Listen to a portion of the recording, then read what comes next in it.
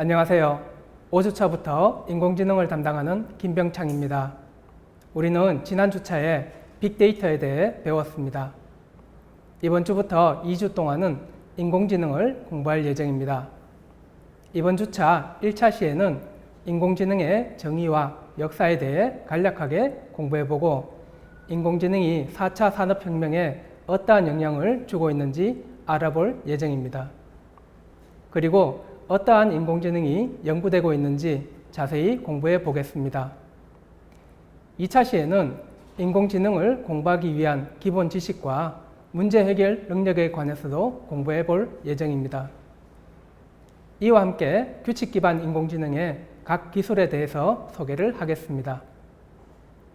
다음 주차에는 인공지능의 개발에 많이 사용되고 있는 기계학습과 인공신경망 그리고 딥러닝이라고 불리는 심층신경망을 자세히 공부할 예정입니다. 마지막으로 인공지능의 미래와 윤리적인 측면에 관해서 알아보겠습니다. 이번 차시에 공부할 내용은 다음과 같습니다. 먼저 인공지능의 정의와 인공지능을 왜 배워야 하는지, 인공지능이 4차 산업혁명에 주고 있는 영향에 대해 간략하게 공부해 보겠습니다. 그리고 인공지능의 장단점과 인공지능을 테스트하는 튜링 테스트의 개념, 인공지능의 역사에 대해 살펴볼 예정입니다. 그리고 인공지능에 대한 분류체계와 인공지능의 연구 분야를 자세히 공부해 보겠습니다. 이러한 내용들을 공부하게 되면 여러분들은 다음과 같은 학습 목표를 이루게 됩니다. 먼저 인공지능에 대한 개념을 이해하고 인공지능으로 인해서 4차 산업혁명에 어떤 변화가 생기고 있는지 설명할 수 있습니다. 인공지능의 장단점, 튜링 테스트, 인공지능의 역사를 설명할 수 있습니다. 인공지능의 분류 체계를 이해하고 인공지능 사례를 분류할 수 있습니다. 마지막으로 인공지능의 각 연구 분야를 이해하고 설명할 수 있습니다. 먼저 인공지능의 개념에 대해 알아보겠습니다. 학자에 따라서 인공지능은 다양하게 정의되고 있습니다. 먼저 인간의 지능과 비교해서 기계, 즉 컴퓨터가 보여주는 지능을 인공지능이라고 할 수 있습니다. 이것을 다른 말로 하면 컴퓨터를 사용하여 인간의 지능을 모델링하는, 즉 모방하는 기술이라고도 할 수 있습니다. 또 학습이나 문제 해결 같은 지능적인 기능을 가지는 기계나 컴퓨터를 인공지능이라고 할 수 있습니다. 여러 정의 중에 공통적인 개념은 인간의 지능을 컴퓨터로 대신한다 또는 대체한다라는 개념입니다. 즉, 컴퓨터가 인간의 언어를 인지하고 스스로 학습하며 인간의 지능으로 해결하던 문제들을 컴퓨터가 대신 해결하며 좀 더 발전되면 인간의 감정을 이해하는 것을 말합니다. 인공지능은 컴퓨터공학의 한 분야였습니다. 지금은 사회과학과 인문학, 예술, 법학, 농업, 경제 등 현대 사회의 다양한 분야에 인공지능적인 기술이 도입되어 새로운 응용을 만들고 있으며 모든 분야에서 새로운 바람을 일으키고 있습니다.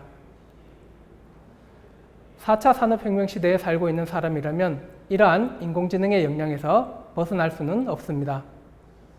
인공지능의 기본적인 내용을 이해하고 인공지능과 더불어 살아갈 방법을 찾아야 합니다. 그 이유 중에 첫 번째는 인공지능은 우리의 일상생활에 변화를 일으키는 핵심 기술이기 때문입니다. 인공지능을 모르고는 현대 사회생활을 해나가는데 조금은 뒤처질 수도 있습니다. 컴맹과 같은 단어처럼 인공지능을 잘 모르는 사람에 대한 단어가 생길 수도 있습니다. 두 번째 이유는 여러분의 능력과 인공지능 기술과의 융합을 통해서 시너지 효과를 기대할 수 있기 때문입니다. 이미 개발된 인공지능 기술을 여러분의 관심 분야에 적용하면 인공지능을 사용하지 않을 때보다 더 나은 결과를 얻을 수 있습니다. 세 번째 이유는 문제 해결을 위한 해결 방법의 구상에 도움을 주기 때문입니다. 인공지능에 사용된 기술은 수십 년간의 노력을 통해서 얻어낸 결과입니다. 이러한 결과는 다른 문제들을 해결하는 데 도움이 될 수 있습니다. 최근 들어 4차 산업혁명에 대한 중요성이 강조되고 이 4차 산업혁명이 사회 전반과 산업에 엄청난 변화를 일으킬 것이라는 예측을 하고 있습니다. 이 그림에서 보는 것처럼 전기기관 기반의 기계화 혁명인 1차 산업혁명, 전기에너지 기반의 대량 생산 혁명인 2차 산업혁명, 컴퓨터와 인터넷 기반의 지식정보혁명인 3차 산업혁명에 이은 4차 산업혁명은 인공지능 소프트웨어와 빅데이터 등의 정보기술들을 융합한 지능정보기술이 핵심이 됩니다. 4차 산업혁명의 핵심은 연결과 지능입니다. 고도로 발달한 통신기술을 통한 연결과 인공지능과 같은 지능을 중심으로 새로운 산업혁명이 일어나고 그것이 초연결 사회를 가져옵니다. 따라서 4차 산업혁명은 기존의 산업혁명에 비해 더욱 빠른 속도로 사회 전반에 크게 영향을 끼쳐 혁신적 변화를 가져올 것입니다. 그러면 이번에는 인공지능의 장단점에 대해 알아보겠습니다. 아직 인공지능이 완벽하게 개발되지는 않았지만 인공지능의 발전으로 인한 사회 변화를 관찰하고 예상하여 이러한 장단점들을 이야기해 볼 수 있습니다. 장점으로는 첫 번째, 인간이 내리는 판단과 결정에 도움을 줄 수 있습니다. 인간이 내리는 판단과 결정에는 많은 외부 요인들이 영향을 주게 되는데 인간은 모든 데이터를 처리하기에는 능력이 부족합니다. 하지만 인공지능은 복잡하고 많은 데이터 속에서도 빠른 판단과 올바른 결정을 내려서 인간을 도울 수 있습니다. 두 번째 장점으로는 인간의 역할을 대신할 수 있다는 점입니다. 현대 생활에 필요한 여러 가지 일들 중에는 인공지능이 대신할 수 있는 일들이 많이 있으며 이러한 일들을 인공지능이 대신함으로써 생산성을 높이고 편리함을 제공할 수 있습니다. 최근 뉴스에 많이 언급되는 자율주행 기능은 인간 대신 운전을 함으로써 인간에게 편리함을 제공합니다. 인공지능의 단점으로서는 이와 같은 것들을 이야기해 볼 수 있습니다. 그중 첫 번째가 인간의 일자리를 뺏을 수 있다는 점입니다. 앞서 이야기한 자율주행 기능이 인간을 편리하게 해주지만 이 자율주행 기능 때문에 운전을 직업으로 하는 많은 사람들이 직업을 잃을 수 있습니다. 벌써 인공지능의 여러 가지 기능 때문에 직업을 잃는 사람들이 생기고 있습니다. 인공지능의 두 번째 단점으로는 윤리적인 문제입니다. 인공지능의 판단과 결정이 인간을 보조하는 수단에서 시작하여 인간을 대신하는 수단이 되면 이 판단과 결정에 윤리적인 요소를 접목해야 합니다.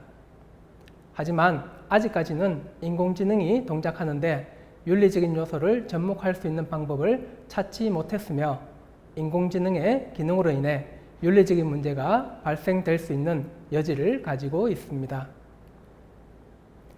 인공지능 시스템을 구성하는 구성 요소는 이 그림과 같이 네 가지로 나눠서 생각해 볼 수 있습니다. 첫 번째는 인공지능의 모델 형태입니다. 인공지능의 모델 형태는 어떻게 인간의 지능을 모방할 수 있을까? 이런 연구에 의해 탄생한 방법들입니다. 신경망이나 기계학습, 전문가 시스템 등의 방법들이 인공지능의 모델 형태에 속합니다. 이러한 방법들은 인공지능에 대해 전문적으로 공부하면 배우게 되는 내용입니다. 이 중에 일부분은 우리도 배울 예정입니다. 다음 구성 요소는 하드웨어와 소프트웨어입니다. GPU 같은 병렬 처리 장치처럼 인공지능을 위한 전용 하드웨어가 개발되어 사용되고 있습니다. 그리고 인공지능을 위한 소프트웨어 패키지들도 개발되어 활용되고 있습니다. 이러한 소프트웨어 패키지들은 인공지능 응용 시스템을 좀 더 쉽게 개발할 수 있도록 많은 도움을 주고 있습니다. 다음 구성 요소는 인공지능의 학습과 실행에 사용되는 프로그래밍 언어입니다. 예전부터 인공지능 개발에 사용되던 리스비나 프롤로그 같은 프로그래밍 언어도 있고, 최근 인공지능 분야에 많이 사용되고 있는 파이썬 같은 프로그래밍 언어도 있습니다. 자바나 C 같은 프로그래밍 언어는 기본적으로 많이 사용하고 있는 언어입니다. 마지막 구성 요소는 응용 분야입니다. 음성인식이나 챗봇에 인공지능을 사용할 수도 있고, 자연어 처리나 지식 처리, 감정 분석 등의 인공지능을 사용할 수도 있습니다. 요즘은 자율주행 자동차 같은 분야에 인공지능이 많이 사용되고 있습니다. 인공지능을 활용하는 데 있어 아직도 넘어야 하는 많은 문제점들이 남아 있습니다. 첫 번째는 학습의 문제입니다. 인간은 태어나면서부터 자연스럽게 학습을 통해서 문제들을 해결하고 있습니다. 이 학습을 위해 사용하는 데이터는 오감을 통해서 받아들이고 있으며, 두뇌에서는 이 입력 데이터와 근육, 소리 등의 출력 데이터를 활용하여 학습을 하고 있습니다. 하지만 컴퓨터에서 사용하는 학습 알고리즘은 특정 형태의 데이터만 다룰 수 있으며 학습 시간도 많이 걸리는 문제점이 있습니다. 두 번째는 실세계 응용의 적용 문제입니다. 실세계의 비교적 단순한 문제를 풀기 위해서도 인공지능을 설계해서 응용 시스템을 만드는 데는 많은 노력이 듭니다. 만약 복잡한 실세계 문제에 대한 인공지능 시스템을 만든다면 더 많은 지식과 노력이 필요할 겁니다. 현재 개발되고 있는 자율주행 기능은 그 시장성 때문에 엄청나게 많은 인력과 자본이 투입될 수 있었습니다. 하지만 시장성이 크지 않다면 자율주행 정도의 난이도를 갖는 인공지능 시스템을 개발하는 것은 거의 불가능하다고 볼 수 있습니다. 인공지능이 개발되었을 때 이것이 과연 인공지능인지 또는 인공지능이 아닌지를 구별할 수 있을까요? 인공지능인지 인공지능이 아닌지 판별할 수 있는 테스트가 인공지능이라는 단어가 나오기 전인 1950년대 초에 고안되었습니다. 1940년대에 컴퓨터가 만들어지기 이전에 앨런 튜링이라는 사람이 컴퓨터에 대한 이론적인 바탕을 미리 만들어 두었습니다. 이 이론적인 바탕에 따라 컴퓨터가 설계되어 제작되었습니다. 이 앨런 튜링은 제2차 세계대전을 연합군의 승리로 이끄는데 결정적인 역할을 한 사람인데, 그 당시 일화를 소재로 이미테이션 게임이라는 영화가 만들어지기도 했습니다. 이 앨런 튜링을 기리기 위해서 튜링상, 즉 튜링 어워드를 만들었는데, 이 튜링상은 컴퓨터 공학 분야의 노벨상에 해당합니다. 이 튜링은 기계가 생각할 수 있다라고 주장하면서 생각하는 기계인지 아닌지를 판별하는 튜링 테스트라는 방법까지 고안해서 소개하였습니다. 이 방법에서는 평가자의 맞은편 두 방에 각각 사람과 컴퓨터가 있고, 평가자는 키보드와 모니터만으로 소통하도록 합니다. 이때 평가자는 키보드만으로 맞은편 방에 사람과 컴퓨터에게 여러 가지 질문과 함께 충분한 대화를 합니다. 대화를 마친 후에 평가자가 맞은편 방에 어느 쪽이 사람인지 컴퓨터인지를 구별하지 못한다면 그 컴퓨터가 튜링 테스트를 통과한 것으로 판단하게 됩니다. 현재까지 이 튜링 테스트를 공식적으로 통과한 사례가 단 한 건 2014년에 있었지만 사후 검증에서는 그리 놀랄만한 성능을 보여주지 못하고 있다고 합니다. 지금부터는 인공지능이 어떻게 발전되어 왔는지 그 역사에 대해 간략하게 공부해 보겠습니다. 최근 들어 우리 사회에 인공지능이라는 단어가 많이 사용되고 있습니다. 그만큼 사용할 수 있는 인공지능 기술들이 많이 개발되어서 우리 생활에 영향을 많이 주고 있다는 것입니다. 4차 산업혁명의 핵심 기술로 여겨지고 있는 인공지능은 생각보다 오래된 역사를 가지고 있습니다. 인공지능은 1950년대에 그 아이디어가 나타나고 정리되기 시작했습니다. 특히 1956년 미국의 다트머스 대학에서 수학자, 생물학자, 심리학자 등 10여 명의 학자들이 모여서 인공지능에 대한 학예 워크숍을 가진 것이 인공지능의 시초라고 할 수 있습니다. 이 워크숍에서 앞으로 개발될 생각하는 컴퓨터를 인공지능, 즉 Artificial Intelligence로 부르기로 하였습니다. 하지만 그 당시에는 지금과 같은 좋은 컴퓨터가 없었기 때문에 수학적인 인공지능 모델을 만들거나 간단한 실험적인 인공지능 시스템만을 만드는 시기였습니다.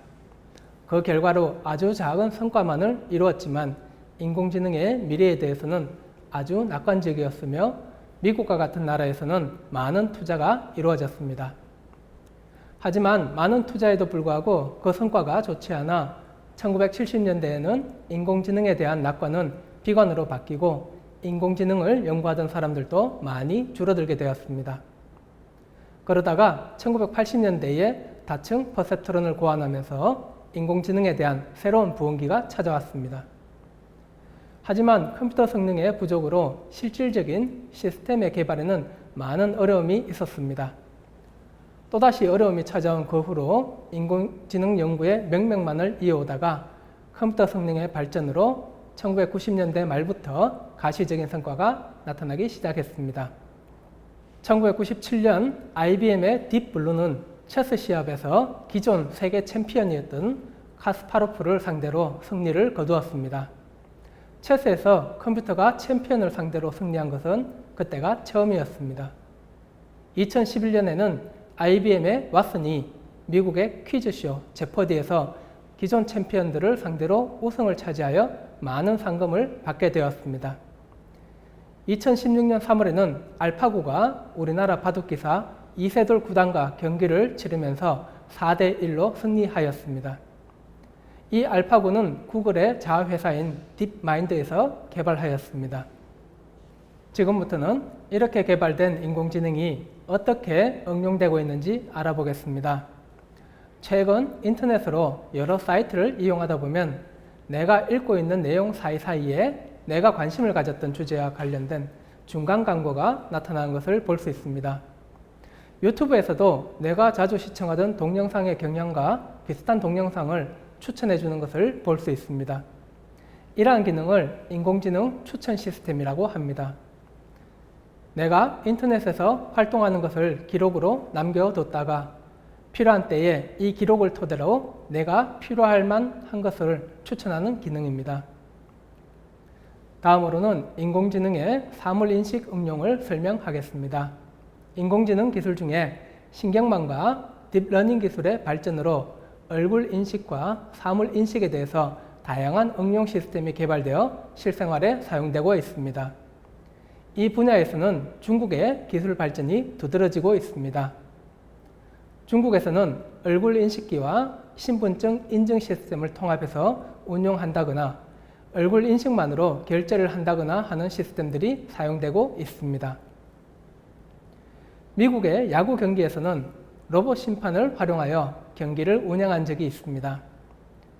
로봇 심판이 레이더 등의 기술로 투수가 던진 볼의 움직임을 추적하여 볼이나 스트라이크로 판정을 하고 그 결과를 주심에게 전달하여 최종 판정을 하는 방식이었습니다. 인공지능을 활용한 가사도우미나 서비스 로봇도 활용되고 있습니다.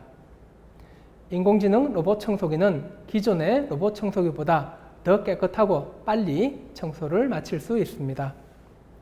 그리고 카페나 식당에서는 인공지능 로봇이 커피나 칵테일을 따르고 로봇이 음식을 전달해주는 방식으로 활용되고 있습니다.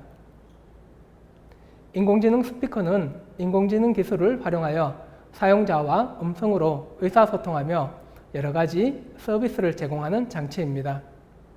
특히 음악 감상이나 텔레비전의 시청 등에 많이 활용되고 있는데 국내에서도 통신사 등을 통해서 많이 서비스되고 있습니다. 지금부터는 타 학문 분야에서 인공지능이 어떻게 응용되고 있는지 알아보겠습니다. 인문학은 인간의 사상 및 문화를 연구하고 탐구하는 학문 분야로서 인간을 내용으로 하는 학문을 포함합니다. 미국의 스탠퍼드 대학에서는 인간 중심의 인공지능 기술과 응용 프로그램을 연구하고 개발하기 위하여 인간 중심 인공지능 연구소를 설립하였습니다.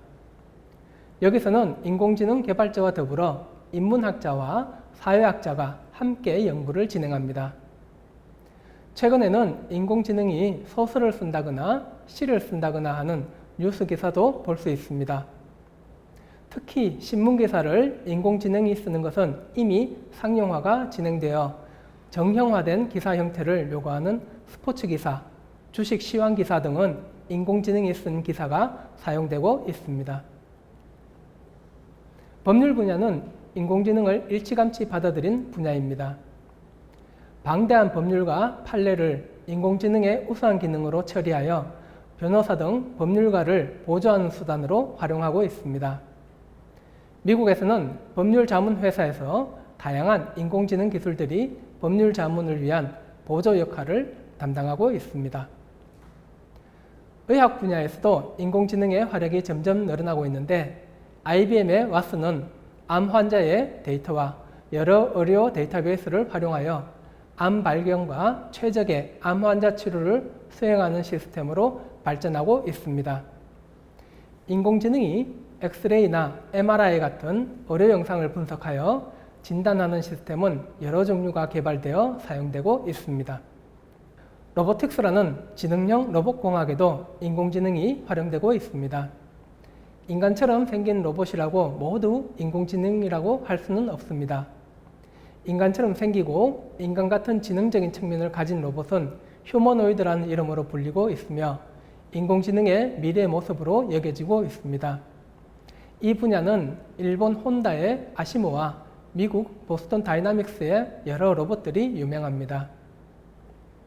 경제 분야에서의 인공지능은 다른 어떠한 분야보다도 많은 파급력을 가지고 응용 시스템이 활용되고 있습니다.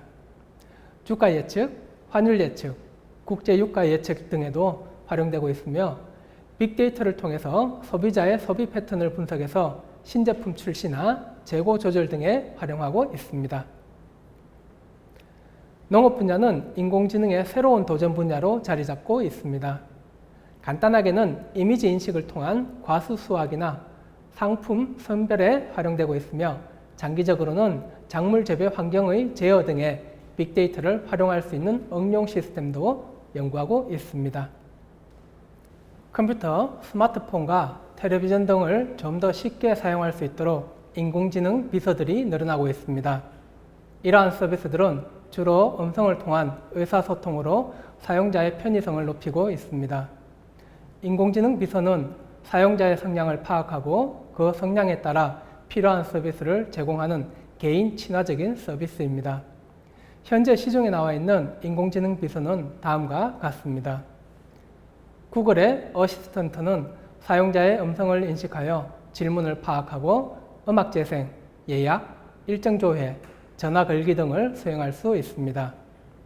이 외에도 이메일 읽기, 정보 검색 등을 수행하며 양방향 대화 등에도 참여할 수 있습니다. 마이크로소프트의 코타나는 지능형 개인 비서 소프트웨어입니다. 사용자의 명령을 수행하기도 하고 실제 비서처럼 일정을 관리하고 알림 기능도 수행합니다. 다만 아직 한국어는 지원하지 않는다고 합니다. 애플의 시리는 인공지능 비서 서비스 중에 가장 먼저 제공된 서비스입니다. 시리는 사용자의 음성을 인식하고 그 명령을 수행하며 사용자와 간단한 대화도 가능합니다. 페이스북의 챗봇은 페이스북 이용자들이 사용할 수 있는 인공지능 채팅 플랫폼입니다. 아마존에서도 알렉사라는 인공지능 플랫폼을 개발하여 아마존의 인공지능 비서 디바이스인 에코에 탑재하여 서비스하고 있습니다. 삼성전자의 빅스비는 삼성전자의 스마트폰에 탑재되어 서비스되는 인공지능 비서 소프트웨어입니다.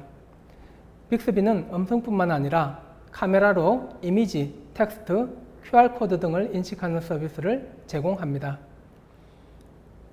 세계적인 글로벌 IT 기업들은 인공지능 생태계를 만들어 시장을 이끌기 위하여 인공지능 소프트웨어를 오픈소스로 공개하고 있습니다. 여기서 오픈소스란 핵심 기술의 원천인 프로그램의 소스 코드를 누구에게나 무료로 공개하는 것을 의미합니다. 마이크로소프트는 인공지능 비서 코타나와 스카이프의 번역 음성인식 기술 등을 오픈소스로 공개했습니다. 구글은 텐서플로우란 인공지능 소프트웨어를 오픈소스로 공개했습니다. 텐서플로우는 언어인식, 웹 검색, 번역 등의 기계학습과 딥러닝 기술을 활용할 수 있게 해줍니다. 페이스북도 인공지능 기술을 위한 오픈소스 하드웨어인 빅스를 공개했습니다. 빅스는 기계학습을 할 때 사용하는 서버로 데이터 처리 속도를 상당히 높일 수 있습니다. 구글의 인공지능 분야를 이끌던 앤드루 응 교수를 영입한 중국의 바이두도 미국의 실리콘밸리에서 개발한 인공지능 소프트웨어를 오픈소스로 공개했습니다. 지금부터는 인공지능의 분류 체계에 대해 공부해 보겠습니다. 인공지능을 분류하는 기준에 따라 다양하게 분류할 수 있는데 먼저 인공지능을 구현하는 기법에 따라 분류를 해보겠습니다. 이 그림처럼 인공지능의 구현 기법에 따라 기호주의 인공지능 계열, 연결주의 인공지능 계열, 통계적 인공지능으로 나눌 수 있습니다. 기호주의 인공지능 계열의 대표적인 모델은 기호와 규칙을 사용하는 규칙 기반 인공지능이고, 연결주의 인공지능 계열의 대표적인 모델은 신경망 기반 인공지능입니다.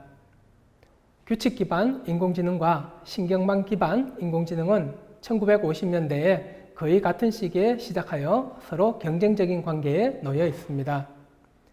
초기에는 규칙 기반 인공지능이 우세하였으나 1980년대에는 신경망 기반의 인공지능이 잠시 동안 우세를 하였다가 다시 규칙 기반 인공지능으로 우세가 넘어갔습니다. 2000년대에 들어와서 컴퓨터의 성능이 좋아지면서 신경망 기반의 딥러닝이 인기를 끌고 있는 중입니다. 이와는 독립적으로 통계적 인공지능이 1990년대부터 사용되어 왔습니다. 인공지능과 관련된 용어 중에 기계학습이라는 용어가 있는데, 이는 컴퓨터가 데이터로부터 특정 문제 해결을 위한 모델을 추출해서 사용할 수 있게 하는 기술을 의미합니다. 쉽게 설명하면 데이터로부터 인공지능 응용 시스템을 만들어내는 기술입니다. 기계학습과 더불어서 인공지능에 사용되는 기법들을 분류해보면 다음 그림과 같이 분류할 수 있습니다. 크게는 규칙 기반 인공지능과 기계학습으로 구분할 수 있고, 기계학습 내에서 신경망 인공지능과 통계적 인공지능으로 나눌 수 있습니다. 요즘 각광을 받고 있는 딥러닝은 신경망 기반 인공지능에 속한다고 할 수 있습니다. 통계적 인공지능에는 베이지안, HMM, SVM 등의 통계적 모델들이 포함됩니다. 그러면 규칙 기반 인공지능에 대해 좀 더 자세하게 공부해 보겠습니다. 규칙 기반 인공지능은 전통적인 의미의 인공지능으로서 기본적으로 기호와 논리를 위주로 하는 시스템적인 접근 방식의 인공지능입니다. 이러한 인공지능을 초기의 인공지능 또는 좁은 의미의 인공지능이라고 부르기도 합니다. 규칙 기반 인공지능에서는 수학적 정리정명, 자연어 처리, 기계 추론, 문제 해결, 게임 트리, 의사결정 시스템, 전문가 시스템 등이 포함됩니다. 이러한 인공지능 시스템들은 초기에는 상당한 성과를 거두었으나 시간이 흐름에 따라 학습을 통한 인공지능 구현에 어려움을 느끼게 되었고, 패턴 인식 성능의 향상에 한계를 접하게 되었습니다. 인공지능이 추구하던 문제를 규칙으로 해결하는 데 필요한 알고리즘들이 개발되어 어느 정도는 성과를 내게 되었습니다. 하지만 1980년대 초반부터 그런 방법으로는 한계를 느끼게 되어 규칙을 기반으로 하는 전문가 시스템으로 방향을 바꾸게 되었습니다. 규칙 기반 인공지능은 연역 추리, 논리적 추론, 문제 해결을 위한 알고리즘, 전문가 시스템 등의 비교적 좋은 성능을 나타내고 있습니다. 규칙 기반 인공지능은 컴퓨터 프로그래밍과 비슷한 방법으로 표현할 수 있다는 점에서 1980년대까지 많은 인기를 끌었으나 그 후에는 성능 향상을 위한 획기적인 방법을 찾지 못하고 있습니다. 그 후 규칙 기반 인공지능은 딥러닝을 포함하는 기계학습에 주도권을 넘겨주었으나 여전히 문제 해결의 결과에 대한 입증이나 설명에 있어서는 신경망 기반 인공지능보다 훨씬 뛰어난 성능을 가지고 있습니다. 신경망 기반의 인공지능은 인간의 지능이 인간 두뇌 속에 있는 뉴런들의 연결에서 시작된다는 가정에서 출발합니다. 그래서 신경망 기반 인공지능 또는 인공신경망, 간단하게는 신경망이라고 부릅니다. 신경망 연구는 1957년 로젠블럿이 개발한 퍼셉트론에서 시작하였습니다. 그는 인간 두뇌의 신경세포인 뉴런에 기반을 둔 인공적인 신경망을 바탕으로 문자를 인식할 수 있는 퍼셉트론 시스템을 만들었습니다. 이 인공신경망은 생물학적인 신경망이 아니라 계산 가능한 수학적인 모델이었습니다. 그러나 1969년 민스키에 의해 퍼셉트론의 문제점을 집중적으로 파헤쳐지면서 신경망 관련 연구는 급격히 쇠퇴하였습니다. 1986년에 기존의 단층으로 된 퍼셉트론에 은닉층을 첨가하여 만든 다층 퍼셉트론 모델이 개발되고 이 다층 퍼셉트론을 학습시킬 수 있는 역전파 알고리즘이 개발된 후 신경망은 제2의 도약을 맞이하게 되었습니다. 이때부터 신경망은 기계학습의 중심이 될 수 있었습니다. 2000년대에 접어들면서 인터넷의 발전으로 대량의 데이터를 활용할 수 있게 되었으며 신경망 학습에 필수적인 컴퓨터 용량과 계산 속도가 크게 발전하였습니다. 이러한 역량으로 딥러닝이라는 학습 알고리즘이 개발되어 최근까지 많은 연구와 개발이 진행되고 있습니다. 지금까지 설명한 규칙 기반 인공지능과 신경망을 서로 비교해보면 이 표처럼 정리할 수 있습니다. 규칙 기반 인공지능은 기호와 규칙을 사용하는 기호주의 인공지능 계열이며 신경망은 뉴런의 연결을 모델로 하는 연결주의 인공지능 계열입니다. 규칙 기반 인공지능의 대표적인 과학자는 민스키와 메카시이며 신경망의 대표적인 과학자는 로젠블럿입니다. 규칙 기반 인공지능의 핵심 기술은 규칙 기반의 추론이며 문제 해결이나 전문가 시스템 등의 응용 분야를 가지고 있습니다. 신경망은 기계학습과 딥러닝의 핵심 기술이며 음성인식, 이미지 인식 등의 패턴 인식을 응용 분야로 가지고 있습니다.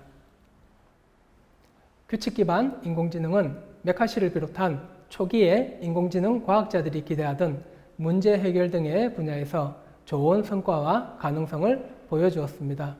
그래서 사람들로 하여금 많은 기대를 하게 만들었습니다.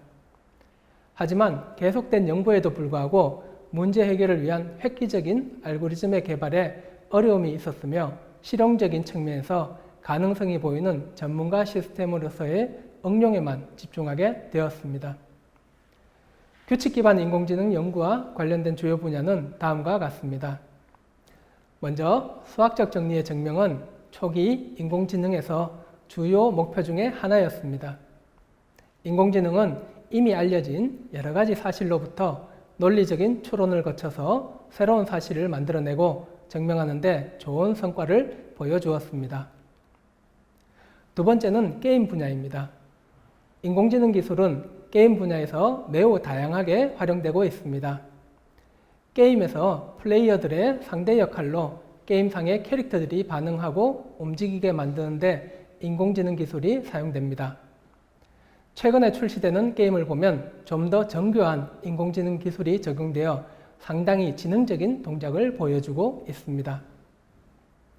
자연어 처리는 인간의 언어를 컴퓨터가 이해하고 처리할 수 있도록 하는 기술입니다. 주요 연구 내용으로는 문장의 구문을 분석하는 구문론과 의미를 이해하는 의미론에 대한 것을 포함합니다. 이를 바탕으로 한 여러 언어들 간의 번역을 기계 번역이라고 하며 사용자의 질의에 대한 응답을 찾아주는 것을 질의응답이라고 합니다. 요즘은 규칙 기반 인공지능의 기술뿐만 아니라 통계적 인공지능이나 신경망 기반 인공지능 기법을 접목해서 자연어 처리의 성능을 높이는 연구를 하고 있습니다. 전문가 시스템은 어떤 분야의 전문가를 대신할 수 있는 시스템을 말하는데 주로 전문적인 직업이나 업무와 관련이 많습니다. 전문가는 어떤 분야에서 오랫동안 그 일에 종사하여 그 분야에 대한 지식과 경험이 많은 사람을 말합니다. 전문가 시스템은 이러한 전문가로부터 받은 전문적인 지식과 경험을 규칙 형태로 표현하여 시스템에서 사용하고 있습니다. 자동차 진단, 의사의 질병 진단, 화합물의 구조 분석, 광물의 매장량 추정, 손해배상의 비율 판정, 개인교사 시스템 등은 전문가 시스템의 유명한 사례입니다. 신경망은 인간 두뇌의 세포인 뉴런의 작용을 기반으로 모델링한 인공지능 기법으로서 인간의 두뇌를 모방하여 많은 뉴런들이 네트워크를 이루도록 구성하고 있습니다. 신경망은 초기의 신경망, 다층 신경망, 딥러닝의 차례로 연구가 이어지고 있습니다. 신경망은 학습을 통한 패턴 인식 분야에서 상당한 능력을 나타내고 있습니다. 문자 인식, 음성 인식, 얼굴이나 물체와 같은 패턴의 인식 등에 적합한 방법으로 알려져 있습니다. 신경망과 관련된 3가지 연구 분야는 문자 인식, 음성 인식, 영상 인식이 있습니다.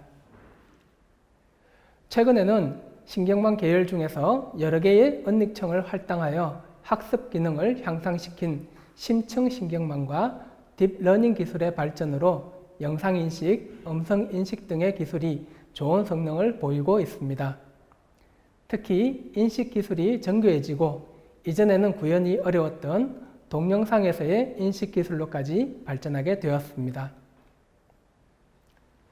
이번 차시에 공부한 내용은 다음과 같습니다.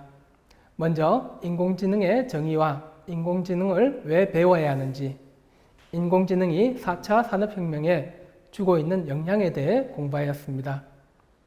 그리고 인공지능의 장단점과 인공지능을 테스트하는 튜링 테스트의 개념, 인공지능의 역사에 대해서도 살펴보았습니다. 그리고 인공지능에 대한 분류체계를 살펴보고 분류체계에 따라 인공지능의 연구 분야를 자세히 공부해 보았습니다. 다음 차시에는 인공지능을 공부하기 위한 기본 지식과 문제 해결 능력에 관해서 알아보겠습니다. 이와 함께 규칙 기반 인공지능의 각 기술에 대해서도 공부를 할 예정입니다. 다음 시간까지 안녕히 계십시오.